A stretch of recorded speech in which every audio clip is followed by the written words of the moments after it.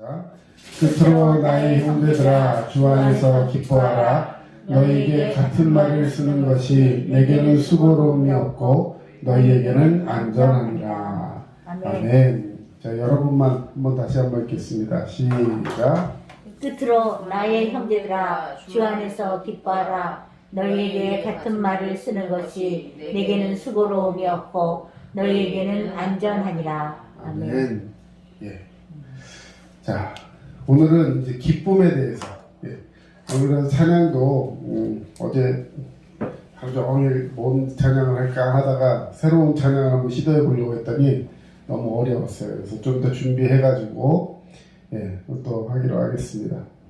자, 오늘 기쁨에 대해서 이제 말씀을 드리는데요.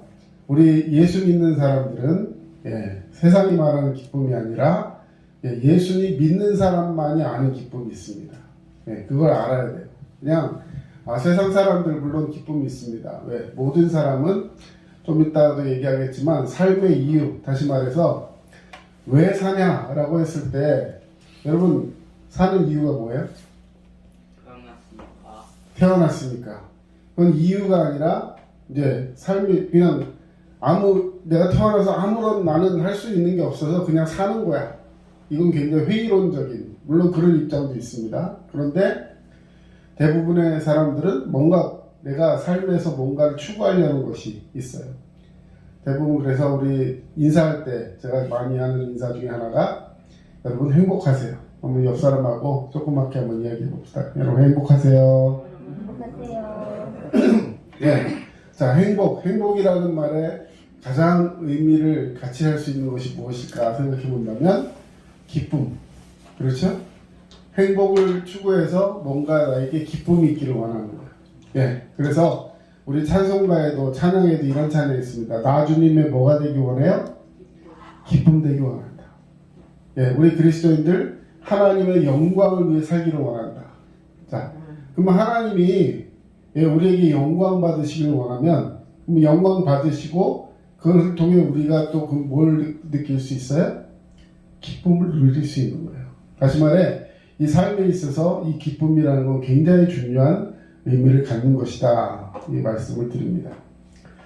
자, 다시 보시면 자, 오늘 말씀을 묵상하면서 나는 이 기쁨을 알고 이 기쁨을 누리는 사람인가 스스로 한번 질문해보고 대답을 해볼 수 있는, 과연 그리스도인만이 아는 기쁨이 있는데 난 그 기쁨을 알고 있는가, 또 그 기쁨을 잘 누리고 있는가 스스로에게 질문해보는 시간이 되었으면 좋겠습니다.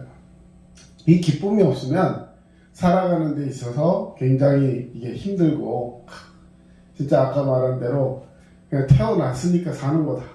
이게 얼마나 참 힘든 얘기예요. 그렇죠? 우리가 하나님 앞에서 그 기쁨을 알고 기쁨을 소유하고 누릴 수 있는 그런 자 되시기를 주의 이름으로 축원합니다. 자, 우리 인간이 아까도 말씀드렸듯이 기쁨을 얻기 위해서 굉장한 노력들을 많이 하고 있습니다. 여러분 경우는 어떤 것을 기뻐하고 있는지, 매일 기뻐하며 살고 계십니까? 아멘. 한분 크게 아멘 하셨는데요. 그렇게 살면 참 좋은데 많은 사람들이 기쁨으로 살아야 한다 하면서도 기뻐한 내용이 며칠 지나면 없어져요. 없어지는 게 아니라 사실은 잊어버려요. 그리고 그 기쁨이 남아있지 않아요. 그리고 좀 전에만 해도 굉장히 기쁘고 좋았는데 뭐가 탁 틀어지고 나면 이게 기분에 따라서 내 기쁨이 그 기분에 따라서 막 좌지우지 되는 것 같은 그런 느낌을 받을 때가 많이 있습니다. 그래서 기쁨이 계속되지 못하고 너무나도 자주 아프고 괴롭고 슬프고 요즘 분노하고 화나고 우울하고 이런 삶에 어떤 그런 것들이 우리를 막 이렇게 휩싸이고 있는데, 사실 우리 삶의 이유, 정말 하나님 앞에서 이 참 기쁨이 무엇인지를 알고 그것을 누릴 수 있는 저와 여러분이 되을 줄로 믿습니다. 아멘. 그렇다면 그 기쁨을 어떻게 얻을 수 있을까? 우리 인생에 있어서 문제가 되는 것은 어떻게 이 기쁨을 얻을 수 있는 것인가? 이 기쁨이라는 것이 그렇게 쉽게만 얻어지는 것이 아니라는 것이죠. 그래서 이 기쁨을 얻는다고 하는 것은 우리 인생에 있어서 참으로 중요한 문제가 아닐 수 없습니다. 오늘 1절 말씀, 한 절밖에 안 되는 짧은 말씀이지만 이 말씀이 오늘 우리 인생 전체의 문제고 또한 빌립보서 전체의 주제가 됩니다. 우리 이 말씀 다시 한번 읽어보겠습니다. 예, 시작. 끝으로 나의 형제들아 주 안에서 기뻐하라. 너희에게 같은 말을 쓰는 것이 내게는 수고로움이 없고 너희에게는 안전하리라. 자, 오늘 본문 말씀 제일 먼저 시작하는 단어가 뭐예요? 끝으로. 예, 끝으로. 예. 자, 끝으로 하면 무슨 얘기예요? 끝으로. 이제 더 이상 말 안 한다는 뜻이에요? 처음이 있대요. 처음이 있으니까 뭐 마지막이 있겠지만 강조하는 거예요. 강조. 자, 여태까지 얘기를 막 했어요. 회사에서 사장님이 직원들 다 앉혀놓고 이제 아침 조회를 합니다. 막 쭉 얘기를 했어요. 물론 경청하면서 듣는 사람도 있겠지만 아침부터 졸려가지고 멍해 있는데 좋은 얘기, 좋은 말씀 많이 해주시면 좋은 말씀 길어지면 어떻게 돼요? 졸리죠. 졸리고 싫고 무슨 얘기 하는지 이렇게 막 그럴 때가 있어요. 예? 특히 말하는 사람보다요 듣는 사람은 그 자세가 좀 그런 게 같아요. 이 피교육자의 입장은 어딜 가든지 저도 예를 들어서 예비군 훈련 가서 앞에 가서 대대장을 무슨 얘기하고 하면 굉장히 뭐 이렇게 막 주의 깊게 들어야지 이런 생각을 가질 때도 있지만 대부분 보면 뭐 좋은 얘기 하는구나 하면서 이렇게 있다 보면 한 10분, 20분, 30분 지나가면 이렇게 눈이 막 스르르 감기면서 무슨 얘기 하는지 몰라요. 그러다가 자 이제 마지막으로 딱 이러면 눈 탁 떠집니다. 이제 끝난다는 거예요. 그렇죠? 자 여기서 끝으로 하는 이 말은 뭐 끝난다 얘기가 이제 끝나고 마지막이다라는 뜻도 있지만 강조하는 거예요. 강조. 내가 너에게 다시 한번 말하고 강조하는데 하면서 이제 주의를 환기시키는 단어를 보십니다. 그래서 이 끝으로라는 말은 이제부터 하는 말이 진짜 중요하다는 거예요. 빌립보서가 1장부터 4장까지 말씀이 있는데 앞에 있는 얘기들을 쭉 받아와서 이제 3장 1절 여기서 이제 끝으로 하면서 마지막 환기를 시켜주고 그 다음 4장에 가서는 이제 다시 한번 강조하고 끝납니다. 자, 그럼 이제부터 진짜 중요한 말이다라고 강조하고 사도 바울은 이제 강조하고 그 다음에 뭐라고 말합니까? 아까 끝으로 나의 형제들아 주 안에서 기뻐하라. 자, 끝으로 나의 형제들아 여기 앞에 앉아있는 사람들 지금 빌립보서에 편지를 보내는 빌립보 교회 교인들에게 보내는 편지예요. 그러면 여기서 말하는 나의 형제들아는 빌립보에 있는 그 교인들을 말하는 것이고 그 사람들은 이제 말하자면 이렇게 빼놓고 앞에 끝으로 하고 한 얘기가 뭐예요? 그러면 끝으로 뭐하라? 제일 중요한 단어가 뭐겠어요? 여기서 말하고 싶은 단어가 끝으로 주 안에서 기뻐하라. 주 안에서 기뻐하라. 예. 제일 마지막에 강조하고 싶었던 말이 기뻐하라는 단어예요. 사실 빌립보서는 우리 모두가 이제 넉 장밖에 안 되는 작은 분량이지만 이 빌립보서의 주제하면 너무나 잘 알고 있어요. 기쁨의 서신, 교회론, 교회에게 보내는 편지, 뭐 이런 닉네임들을 가지고 있습니다. 예. 그런데 이 빌립보서의 가장 그 주제가 되는 기뻐하라는 말이요. 빌립보서 그 짧은 4장짜리 편지에서 19번이나 나옵니다. 기뻐하라는 말이 19번이 나옵니다. 그러면 그 편지를 쭉 읽다 보면 누가 이야기해주면 뭐가 남겠어요? 기뻐하라, 기뻐하라, 기뻐하라는 말이 남겠죠. 자, 그러나 사도 바울에게 있어서 그 기쁨이라는 그것이 그냥 주변 환경을 보고 기뻐하라. 야, 너 생일이라서 선물 받았으니까 기뻐하라. 너 용돈 받았으니까 기뻐하라. 너 좋은 거 뭐 생겼으니까 기뻐하라. 이런 그 환경에 대한 기쁨이 아니라는 것입니다. 왜냐하면 바울이 이 편지를 쓸 때의 환경을 우리가 한번 되뇌어 볼 필요가 있어요. 바울은 이 빌립보서 편지를 쓸 때 어떤 환경이 있었냐면 로마 감옥에 갇혀 있었어요. 감옥에 갇혀서 이 편지를 씁니다. 자유롭게 뭐 이렇게 탁 책상 같은 거 갖다 놓고 펜 딱 주고 알아서 편지 써주세요 이렇게 하는 게 아니라 그것도 걸리면 혼나니까 막 종이 꾸이꾸이 이렇게 써가지고 잘 숨겨가지고 다른 사람한테 보내고 뭐 이런 식으로 하면서 이 편지를 쓴 거예요. 그리고 그 감옥이라는 게 요즘처럼 뭐 인권이 있고 이런 시대가 아니었기 때문에 굉장히 불편하고 불합리하고 또 아픈, 밥도 제대로 못 먹고요, 햇빛도 못 보고 막 그런 상황 속에서 이 편지를 쓰는데 자기는 감옥에 갇혀서 발에는 찼고 손에는 수갑을 차가지고 이것이 요즘처럼 무슨 스테인레스나 크롬 도금되어 있는 거 아니에요. 무슨 얘기냐? 오래 차면 여기에 쇠독이 올라가지고요, 이 고름 같은 게 생기고 막 아프고 간지럽고 피부병 생기고 한다는 거죠. 그런 안 좋은 환경 속에서 아무것도 마음대로 할 수가 없는 이게 바울의 상태였습니다. 자, 먹고 싶은 거 마음대로 먹을 수 없어요. 가고 싶은데도 못 가요. 네, 내가 하고 싶은 거 한마디도 할 수 없는 그런 속에서 살고 있었던 거예요. 심지어는 유대인들한테도 이제 욕을 먹는 거죠. 내가 예수 믿는다는 이유로 이단이라고 하면서 유대인들이 이 그리스도인들을 핍박하는 시대였습니다.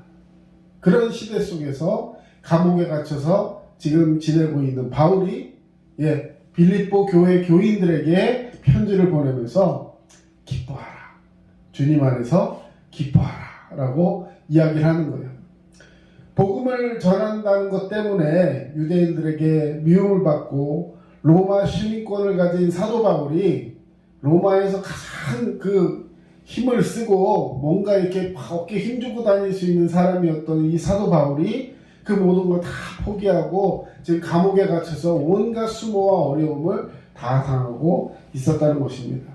사실 따지고 보면 아무 잘못도 없는데 자기 죄가 아니라 사람들이 그를 가두어 놓고 아무런 이유 없이 괴롭히고 있는데 그런 걸 다 상관하지 않고 편지를 쓰면서 빌립보 교인들에게 주 안에서 기뻐하라 라고 얘기하는 거예요.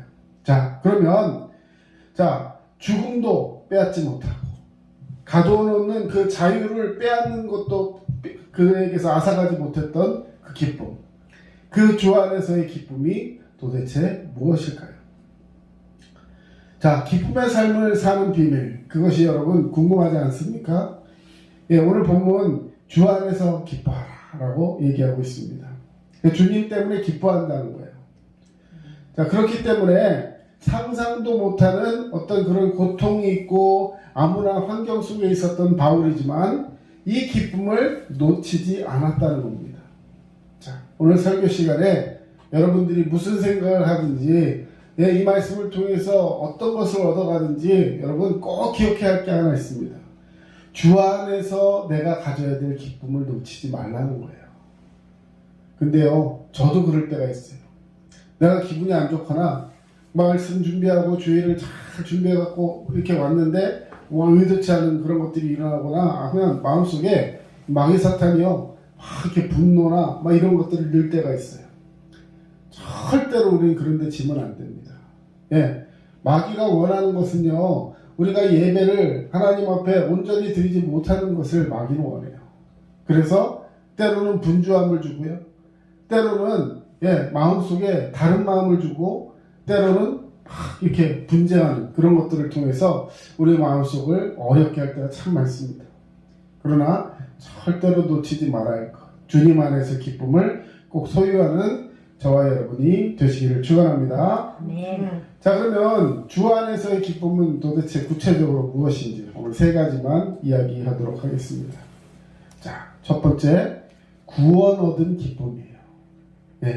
다른 것이 기쁜 게 아니라 예수 그리스도로 말미암아 나에게 복음이 있고 복음으로 나의 모든 죄를 깨닫고 주님 앞에 내려놓고 회개하며 하나님 말씀으로 고침받고 이제는 예수 믿는 하나님의 자녀가 되었다는 것, 이것이 우리에게 큰 기쁨인 줄로 믿습니다. 여러분, 하나님 자녀로 사는 게 기쁜 거예요. 죄사함 받고 하나님 자녀가 된 기쁨으로 사는 것입니다. 아까 누가 잠깐 얘기했지만 그냥 태어나서 살아요. 태어나서 사는 거예요. 자, 근데 누가 나를 이곳에 태어나게 했냐는 거예요. 이게 중요한 겁니다. 세상 사람들은요, 예를 들어 내가 지금 삶에 만족하지 못하는 사람은 아마 이렇게 얘기할 거예요. 우리 엄마 아빠가 아무 계획도 없이 나를 태어나게 해가지고 책임도 못 질 거면서 이렇게 태어나게 해서 오늘 나를 이렇게 고생시킨다. 예? 그런 마인드를 가지고 살면요 얼마나 힘들고 불행하겠습니까? 그런데 여러분은 왜 태어났어요? 우리 엄마 아빠가 계획 없이 나눈 게 아니라요 하나님이 계획하신 줄로 믿습니다. 아멘. 하나님이 예비하신 줄로 믿습니다. 아멘. 그리고 그 예비하신 대로 예수 그리스도를 여러분께 믿게 하시고 성령을 보내주셔서 구원받게 하신 하나님의 백성이고 하나님의 자녀가 되어서 오늘 이 삶을 주 앞에 영광 돌리며 기쁨을 누리며 살기를 원하시는 것, 이것이 선하신 하나님의 뜻이요 계획인 줄로 믿습니다. 아멘. 이것을 믿고 기쁨을 누리며 살아가는 것, 이것이 하나님이 우리에게 주신 기쁨이에요. 자, 자녀에게 모든 것을 해줄 수 있는 부모는요 자녀에게 다 해주고 싶어요. 근데 우리 육신의 부모는 능력이 없어갖고 자식이 원하는 걸 다 해줄 수가 없어요. 그래서 때로는 안타깝기도 해요. 그렇죠? 그런데 우리 하나님 아버지는요 모든 것을 능히 다 하시는 하나님이신 줄로 믿습니다. 아멘. 예, 모든 걸 다 하실 수 있기 때문에 내가 원하는 걸 다 해주시는 게 아니라 내게 필요하고 꼭 있어야 될 것들이 무엇인지를 아시는 분이 하나님이시라는 거예요. 아멘. 그래서 빌립보서 보면 그런 말씀이 있어요. 아무것도 염려하지 말고 다만 모든 일에 기도와 간구로 너희 구할 것을 감사함으로 하나님께 아뢰라. 그러면 이 모든 지각에 뛰어난 하나님의 평강이 그리스도 예수 안에서 너희 마음과 생각을 지키시리라. 아멘. 여러분 하나님께 기도하며 감사하며 기쁨으로 나아가면 우리 마음을 지키시는 하나님께서 마음에 평안을 주시고 할렐루야 아멘. 기쁨을 주시고 말씀으로 능력으로 승리케 하여 주실 줄로 믿습니다. 아멘. 그래서 정말 이 구원 얻은 기쁨이 무엇인지를 분명하게 아셔야 돼요. 예, 이게 어떤 기쁨보다도 더 중요한 거예요. 왜? 하나님이 나를 선택하셨다는 것. 내가 하나님을 선택한 것이 아니라 하나님이 나를 선택하셨어요. 그리고 그것에 응해서 주님을 받아들이고 영접 모셔드리기만 하면은 주님이 우리 마음속에 믿음을 주시고 은혜를 주셔서 구원의 참 기쁨을 누리게 하여 주실 줄로 믿습니다. 아멘. 자, 이것은요 그냥 밖에서 뭐가 이렇게 들어와가지고 기쁜 것이 아니라 내 안에 복음이 다 있으면 여기서부터 기쁨이 넘쳐나는 거예요. 그래서 성경에 보면 그런 말이 있습니다. 이 배에서 생수의 강이 흘러넘친다. 다시 말해 이 기쁨은 밖에서 뭔가가 들어와갖고 기쁜 게 아니라 이 안에서부터 안으로부터 나가는 기쁨이에요. 자, 한번 얘기해 봅시다. 자, 안에서부터 이 잔이 있는데 여기 잔에 지금 투명하지 않아 안 보이지만 이 안에 예를 들어 물이 있어요. 물이 있는데 물이 가득 채워지지 않으면 이 안에 위에 뭐가 있을까요? 공기도 들어있고 또 이 공중에 날아다니는 먼지가 쌓여있겠죠. 근데 이거를 1시간, 2시간, 10시간, 열흘, 한 달, 1년 놔두면 어떻게 돼요? 물이 증발하고 그럼 그 안이 깨끗하겠네요? 그렇죠. 네, 뭔가로 가득 차 있어요. 먼지가 쑥해지고 더러워지고 물때도 끼고 그럼 나중에 보면 분명히 깨끗한 컵이었는데 이 안에 보면 막 그냥 그 물이 증발하면서 이렇게 없어진 자국, 또 먼지 자국 뭐 이런 것들이 가득 차 있단 말이에요. 자, 그런데 이것이 깨끗하게 1년 365일 깨끗하려면 안에 있는 물도 상하지 않으려면 어떻게 하면 될까요? 네? 어떻게 해야 돼? 컵을 엎어놔? 이 안에 생수가 이 안에서 흘러 넘쳐가지고 밖으로 계속 흐르게 되면 이게 옹달샘 원리거든요. 옹달샘, 깊은 산속 옹달샘. 옹달샘은요 그 조그만 옹달샘 같지만 그게 사실은요 멈춰있는 물이 아니라 고여있는 물이 아니라 계속해서 흘러서 넘치는 물이에요. 그래서 그걸 누군가 계속 또 먹어주고 동물들이 와서 그걸 마셔주고 해야지 그 안에 물이 고이지 않고 사는 거예요. 근데 그걸 아깝다고 누가 못 먹게 하고 열쇠로 장갑고 딱 놔두면 그냥 썩어버려요. 예. 마찬가지로 기쁨은, 내 안에 있는 이 기쁨은 주님이 주신 그 복음의 그 은혜의 기쁨을 누리면서 밖으로 펼쳐내야 합니다. 복음을 전해야 하는 줄로 믿습니다. 기쁨을 나눠야 하는 줄로 믿습니다. 예. 그래서 이 배에서 흘러나오는 생수의 강처럼 구원의 은혜를 깨달은 사람은 그 기쁨을 가지고 그냥 있는 것이 아니라 주변에 있는 사람들에게 자꾸만 그 기쁨을 표현하고 전달하는 것. 뭐 이것이 다른 의미로 전도가 될 수도 있고요. 결국은 그것이 나를 살리게 하는 기쁨이 될 수 있다는 거예요. 자, 정리합니다. 기쁨은 나눠야 은혜가 되는 줄로 믿습니다. 그 다음, 자, 그러면 우리가 나누는 그 기쁨의 은혜, 한마디로 말해서 예수 그리스도의 십자가, 그 복음의 은혜, 구원의 기쁨을 나누고 누리는 자가 되어야 할 줄로 믿습니다. 그래서 찬송가 151자에 보면 십자가 내가 처음 볼 때에 나의 마음 큰 고통 사라져. 오늘 내가 믿고서 새 마음, 새 기쁨을 얻었다. 이런 고백의 찬양이 있어요. 십자가 내가 처음 볼 때, 그때는 처음이라 잘 몰랐는데 그 십자가를 다 접하고 나니까 마음속에 있는 큰 고통, 그 아픔, 그 염려들이 십자가, 예수 그리스도의 복음의 은혜로 사라지게 되었다는 거예요. 오늘 믿고서 내가 주님 앞에 채워짐을 받았다. 여러분, 이런 믿음의 고백을 가지고 살아가는 저와 여러분 되시기를 축원합니다.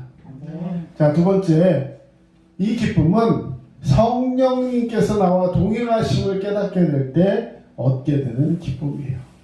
다시 말해, 구원받아 기쁘고 성령님이 나와 동행하심을 깨달아서 알게 되는 기쁨, 이것이 주 안에서 함께하는 기쁨이라는 것입니다. 자, 바울이 오늘 성령님이 자기와 동행하는 걸 아니까요, 그 고난 속에서도 고난이 더 이상 문제가 되지 않았어요. 그래서 정말 보혜사 성령, 여러분, 성령의 다른 이름은 보혜사, 파라클레토스, 이런 말로 표현하는데요. 파라클레오, 나와 동행하다, 나를 변호하다. 변호사라는 말이 이거와 같은 어원을 가지고 있어요. 자, 변호사는 뭐 하는 사람이에요? 변호사 뭐 하는 사람입니까? 변호를 왜 해줘요? 나 혼자, 내 스스로 내가 죄가 없다는 것을, 무죄라는 것을 증명해낼 방법이 없어요. 법도 잘 몰라요. 그리고 내가 아무것도 할 줄 몰라. 그러다 보니까 변호사를 선임하는 겁니다. 그런 전문적인 지식을 가지고 그 사람에 대해 정확히 꿰뚫고 그 사람이 죄를 뒤집어 씌지 않도록, 그리고 어떤 죄가 있다면 그것을 잘 이렇게 감형받을 수 있도록 그 전문적인 걸 다 동원해 가지고 그 사람을 도와주는 것, 이것이 변호사예요. 하나님이 우리를 심판하시는 하나님께서 심판대 앞에 우리를 서게 하실 때 파라클레오, 나를 대신 변호해주고 나를 지켜주시고 나와 동행하시는 성령 하나님이 나와 함께 하시면서 어떤 악한 것들로부터 나를 지켜주시고 변호해주시고 나를 세워주시는 동행하시는 하나님, 이분이 성령 하나님이신 줄로 믿습니다. 그래서 우리 모든 삶에 있어서 그분의 인도하심을 받을 때 기쁨이 있는 거예요. 자, 전에도 몇 번 얘기했는데요. 성령님의 가장 큰 특징이 뭐냐면 우리와 같이 인격적이신 하나님이라는 거예요. 자, 여러분 집에, 여러분 방에 내가 초대를 안 했는데 누군가 몰래 들어와서 내 것을 다 뒤집어 놓고 훔쳐갖고 나갑니다. 그 좋은 사람이에요, 나쁜 사람이에요? 그걸 뭐라 그래요, 우리? 도둑. 그냥 도둑이라고도 안 하고 도둑놈. 자, 여러분, 마귀 사탄은요, 우리 마음속에 그렇게 들어와요. 내가 초대하지 않아도 어떤 빈틈을 보이면 글로 쓱 들어와가지고 내 마음을 헤집어 놓고 파괴하고 넘어뜨립니다. 근데 성령 하나님은요, 그런 분이 아니에요. 성령 하나님은 우리가 인격적으로 그분을 받아들이고 초청하면, 모셔드리면 우리에게 오신다는 거예요. 성령님이 우리 마음속에 오시면요, 마음의 영적인 질서가 생깁니다. 늘 분주해서 아무것도 할 수 없고 조급하고 아무것도 막 안 되는 뒤죽박죽한 내 인생을 성령님이 함께 하시면 우리 마음을 차분하게, 그리고 액티비티에 막 능력 있게 우리를 붙들어 주시고 나를 인도하시는, 이것이 성령 하나님의 은혜입니다. 여러분, 그 은혜를 받으시고 하나님께서 우리에게 성령을 보내신 이유가 무엇인지를 깨닫고 승리하는 자가 되어야 할 줄로 믿습니다. 자, 그러면 성령을 우리에게 보내신 이유, 뒤에 요한복음 5장 11절에 써 있는데, 자, 읽기 전에 여러분이 한번 맞춰보세요. 성령을 하나님께서 우리에게 보내신 이유가 뭘 것 같아요? 도와주려고. 예, 어떻게? 오늘 주제가 뭐예요? 오늘 주제가 뭐예요? 기뻐하는 일. 예, 기뻐하는 일을 도와주려고. 어떻게 도와주실까요? 우리 같이 한번 읽어보겠습니다. 시작. 내가 이것을 너희에게 이루면 내 기쁨이 너희 안에 있어 너희 기쁨을 충만하게 하려 함이니라. 아멘. 성령님이 우리에게 오시면요, 기쁨이 충만해진대요. 네, 여러분, 굉장히 중요한 겁니다. 기쁨은 우리 삶의 이유라고 말씀드렸어요. 근데 내 삶의 이유가 충만해지게 할 수 있는 것이 누구시라고요? 성령님. 성령님이 내 마음속에 오시면 기쁨이 충만해지는데, 그냥 내 기쁨, 내가 뭘 해갖고 기쁜 기쁨이 아니라 뭐라고 표현했어요? 내 기쁨, 하나님의 기쁨이 너희 안에 있어 너희 기쁨을 충만하게 한다. 예수 그리스도의 기쁨이 내 기쁨이 되게 하신다. 주 나의 기쁨, 나 주의 기쁨, 그 사람은 내 기쁨. 여러분, 주님이 나를 기뻐하시고 내가 주님을 기뻐함으로 내 기쁨이 너희 안에 있어 너희 기쁨이 충만하게 하려 합니다. 여러분, 이 말씀 너무나 귀한 말씀 아닙니까? 예? 내가 기뻐하는 거랑 주님이 기뻐하는 거랑 다르면요, 예, 그런 말이 있어요. 동상이몽. 서로 같은 데 누워 있어도요, 생각이 달라요. 이건 뭐예요? 남남이에요. 그런데 같은 생각, 같은 꿈, 같은 비전, 같은 사랑을 가지고 한 마음을 품고 있는 것, 이것이 바로 예수의 마음인데, 그것을 가졌을 때 우리에게는 은혜요, 기쁨이 넘치게 되는 줄로 믿습니다. 예, 누가복음에 보면 또 이런 말씀이 있어요. 그때에 예수께서 성령으로 기뻐하시며, 뒤에 말 쭉 나오지만 그때 예수께서 성령으로 기뻐하셨다. 아까 예수의 마음이 내 마음이 돼서 우리에게 기쁨이 넘치게 하길 원하신다 그랬어요. 그러면 예수님은 뭐 때문에 기뻐하셨다고요? 예수님도 성령으로 기뻐하셨대요. 여러분, 기쁨이 넘치십니까? 성령으로. 성령. 내 힘으로 아니고 성령으로 기뻐하세요. 네, 좀 부족함이 있어도요, 좀 짜증날 때 있어도요, 성령으로, 하나님 제게 성령의 기쁨 주세요.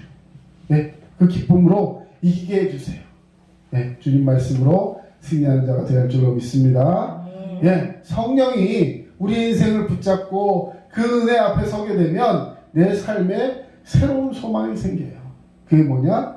헌신하게 돼요. 누군가를 위해 희생하는 것이 아깝지 않아요. 그래서 다른 사람을 위해서 전도할 수 있게 되고, 다른 사람을 위해 봉사할 수 있게 되고, 내가 안 해도 되는데 자원하는 마음으로 뭔가를 하면서 다른 사람에게 감동을 주게 됩니다. 여러분, 가만히 한번 여러분의 삶을 돌이켜보세요. 여러분이 예수 믿게 된 게 전부 다 여러분 혼자만의 힘일까요? 아니에요. 누군가가 나를 위해서 기도해주고, 누군가 나에게 진짜 호빵도 하나 사주고, 예? 사탕도 하나 주고, 누군가 나를 위해 땀을 흘리고 기도하며 눈물 흘리며 나를 위해 중보해 주었기 때문에 오늘 저와 여러분이 예수 앞에 있는 것입니다. 그것이 다 사랑의 수고요, 희생이에요. 어떻게 그렇게 할 수 있다고요? 성령이 내 인생을 붙잡아 주셨기 때문에. 여러분, 마지막으로 그리스도를 위해 수고하고 희생하는 것이 기쁨이 되는 것, 이렇게 연결해서 오늘 말씀을 마치고자 합니다. 자, 여러분, 바울이 어떤 삶을 살았다고요? 기쁨의 삶을 살았어요. 근데 그 인생을 가만히 들여다보면 바울의 생애는 정말로 힘든 그런 사건들이 참 많았어요. 고린도전서 11장 23절에서 27절 거기 보면요, 얼마나 많이 수고했냐면 감옥에 갇히기도 하고, 매도 수없이 맞았어요. 한번 매를 맞는데 그냥 이렇게 감정에 의해서 너 나와 이렇게 때린 게 아니라 벌로 매를 맞아요. 근데 거기 성경에 보면 40에 하나 감한매, 40에서 하나 빼면 몇 대예요? 39대. 그게 그 사람들이 그 당시 과학으로 생각했을 때 죽지 않을 정도로 때리는 최대의 벌이 39대였나 봐요. 그냥 이렇게 회초리 때리는 게 아니라 태장 이따만한 몽둥이를 가져와가지고 허리, 척추 이런 데 때리면 다치잖아요. 죽잖아요.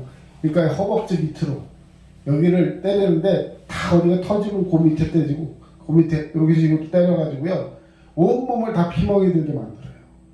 그렇게 하고 나면 사람이 실신을 합니다. 그래가지고 사람이 죽었다 살아날 정도로 이렇게 까무러치는 일을 몇 번씩 했대요. 바울이 자기가 성경에 다 기록해 놓은 겁니다. 돌도 맞아보고요, 강도도 맞아보고, 동족의 위험, 자기 동족 이 유대인들에게도 힘든 일을 당해보고, 이방인의 위험, 시내와 광야와 바다의 위험, 여러 번 자지도 못하고 줄이며 목마르며 여러 번 굶고 춥고 헐벗었다.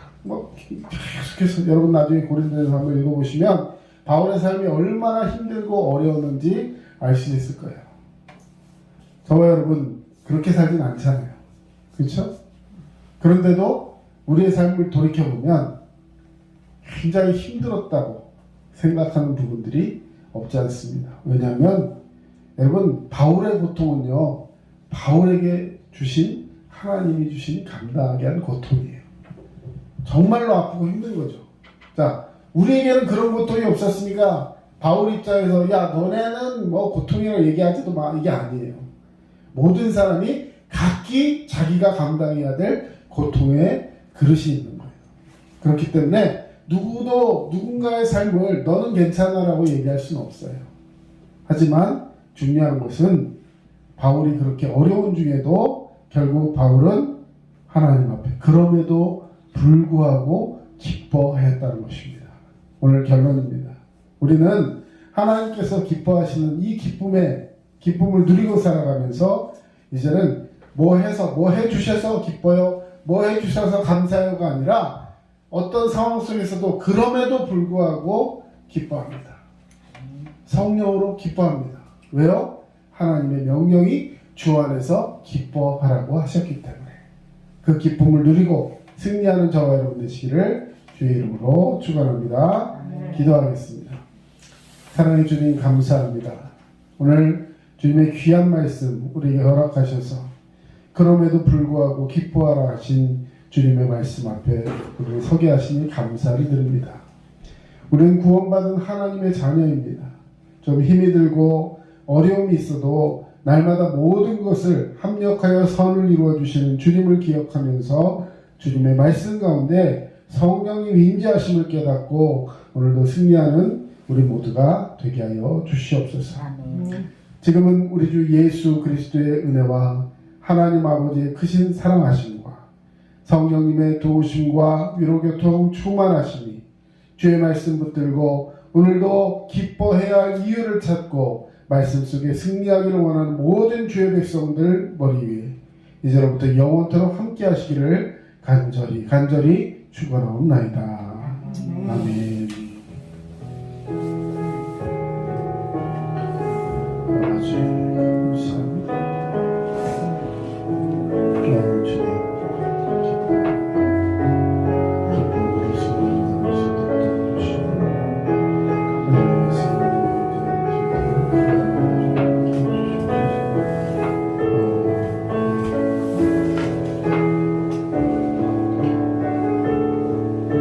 지금까지 남양주 다산신도시 두드림 침례교회 전철호 목사였습니다. 여러분 늘 주 안에서 기뻐하는 주님의 귀한 백성 되시기 바랍니다. 감사합니다.